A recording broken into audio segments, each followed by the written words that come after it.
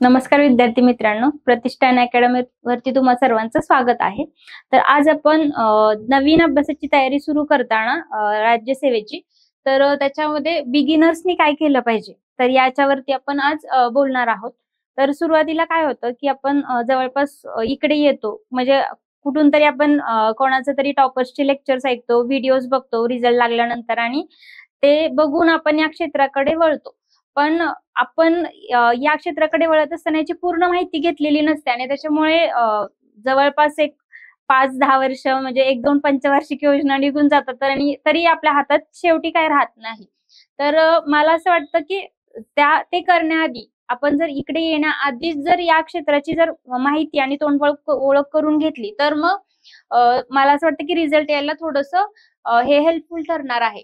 तर मग काय आहेत त्या बेसिक थिंग्स तर सुरुवातीला बघा डिकोड द सिलेबस। तर सिलेबस प्रिलिम्स आणि मेन्सचा तुम्हाला डिकोड करायचा आहे, जो की आयोगाने त्यांच्या वेबसाईट वरती सिलेबस दिलेला आहे। तर तो तुम्ही सुरुवातीला डाउनलोड करायचा आहे आणि तो सिलेबस एक पॉइंट टू पॉइंट तुम्ही तो डिकोड केला पाहिजे। तो सिलेबस तुमच्याकडे जेव्हा स्टडी करताय तर तिथे समोरच असला पाहिजे। त्यानंतर decode the source of MPSC किंवा राज्यसेवा।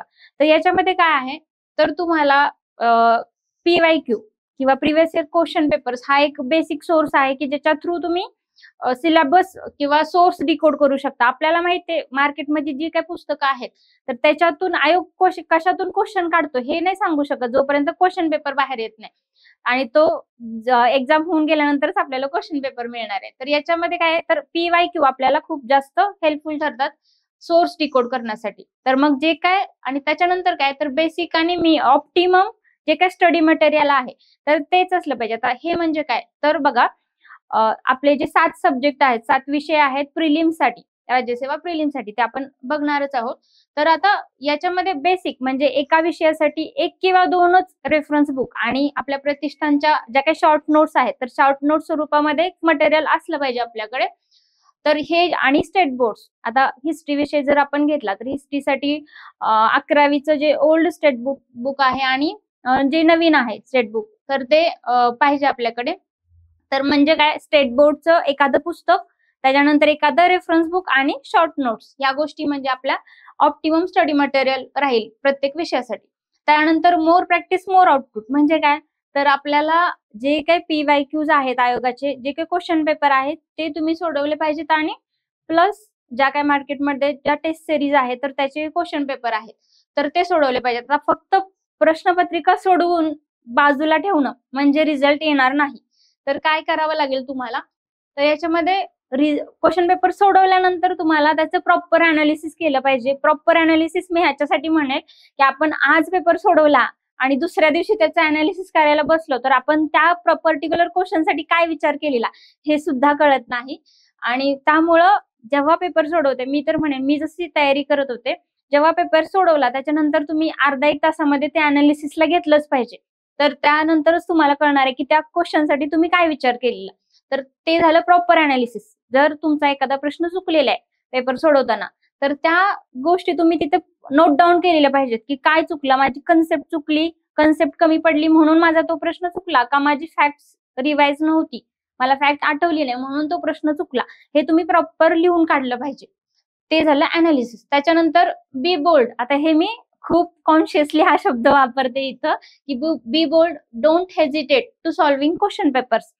कसं होतं माहिती का आपण अभ्यास करत असतो, रीडिंग मध्ये आपण अभ्यास करत असतो आणि एका काय म्हणतो आपण एक झापड लावल्यासारख्या पद्धतीने आपण अभ्यास करत असतो। तर मग त्याच्या आपल्याला वाटतं की आपण करतो तेच बरोबर आहे, हीच योग्य पद्धत आहे आणि याच्यात 3-4-5 वर्ष निघून गेली तरी आपल्याला त्याच गोष्टीवर आपण स्टिक असतो की हीच माझी योग्य पद्धत आहे। पण जेव्हा आपण आपल्या 4 मित्रांसोबत जेव्हा क्वेश्चन पेपर सोडवायला डिस्कशनला बसतो ना तेव्हा आपल्याला कळतं की आपलं काहीतरी चुकतंय किंवा आपण कुठेतरी मागं पडतोय आणि मग काय होतं बरीच मुलं आहे ना याच्यामुळे क्वेश्चन पेपर सोडवायलाच येत नाहीत सोबत। मग आमचं कसं व्हायचं मी जिथं अभ्यास केला तिथं आमचा 4-5 लोकांचा ग्रुप होता। तर मग जेव्हा कधी अभ्यासाचा कंटाळा यायचा तेव्हा आम्ही क्वेश्चन पेपर सोडवायला घ्यायचो, चला आता क्वेश्चन। मग त्यामुळे काय व्हायचं की कोणीच असं म्हणायचं नाही की माझा अभ्यास झाला नाही। जनरली काय होतं की अभ्यास झाला नाही आता क्वेश्चन पेपर नको सोडवायला, माझा अभ्यास नाही झाला म्हणून आपण हे पडतो। मग आपण असा विचार करायचा जर 4 लोकांमध्ये जर आपण मार्क्स कमी होतात म्हणून घाबरतोय येतील म्हणून आपण जर घाबरणार असू तर आपण 4-5 लाख मुलं बसणार आहेत पेपरला, तिथं आपण कसे टिकणार? आणि आपल्याला जागा आणि मुलं जेव्हा परीक्षेला बसतात त्याचा जर रेशो बघितला तर कॉम्पिटिशन खूप मोठी आहे. पण हे म्हणणं खूप धाडसाचं आहे की स्वतःची कॉम्पिटिशन स्वतःसोबतच आहे. पण अल्टिमेटली आपल्याला त्या 400 आणि 500 जागांमध्येच लढावं लागणार आहे. तर त्याची प्रॅक्टिस आपण सुरुवातीपासूनच का करू नये? तर मग क्वेश्चन पेपर सोडवण्यासाठी घाबरलं नाही पाहिजे. आणि डिस्कशनला सगळे येतात. डिस्कशनची पण एक वेगळीच पद्धत असते. इथं मी बघितलेलं आहे की कसं आहे, डिस्कशन म्हणजे पुस्तकं समोर घेऊन वाचत बसणं म्हणजे डिस्कशन नाही. डिस्कशनची पण एक वेगळी म्हणजे पद्धत आहे. तर त्याच्यासाठी तुम्ही नेहमी रेडी असलं पाहिजे आणि पेपर सोडवायला अजिबात घाबरायचं नाही. 4 लोकांमध्ये पेपर सोडवलेच पाहिजेत.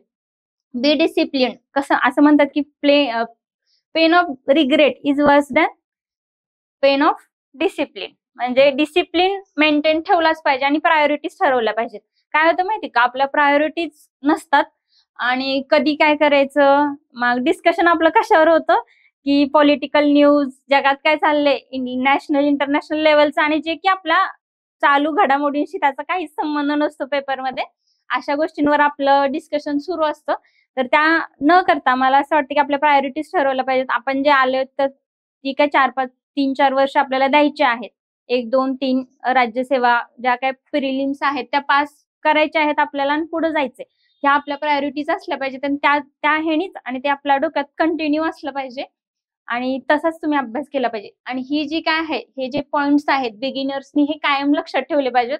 ह्याला मी तर अभ्यासाची सप्तपदीच म्हणेल. जी काही मुलं याच्याकडे येतात या क्षेत्रामध्ये, तर त्या मुलांनी हे डोक्यात ठेवूनच आलं पाहिजे. आपल्याला ह्या गोष्टी फॉलो करायचे, तरच आपण रिझल्टमध्ये कुठं ना कुठं दिसू. नाहीतर मग परत हातातून निघून गेलेली वेळ कधीच परत येणार नाही आणि रिग्रेट करण्याशिवाय हातात काहीच राहणार नाही. तर या गोष्टी नक्कीच मला असं वाटतं तुम्हाला हेल्पफुल राहणार आहेत.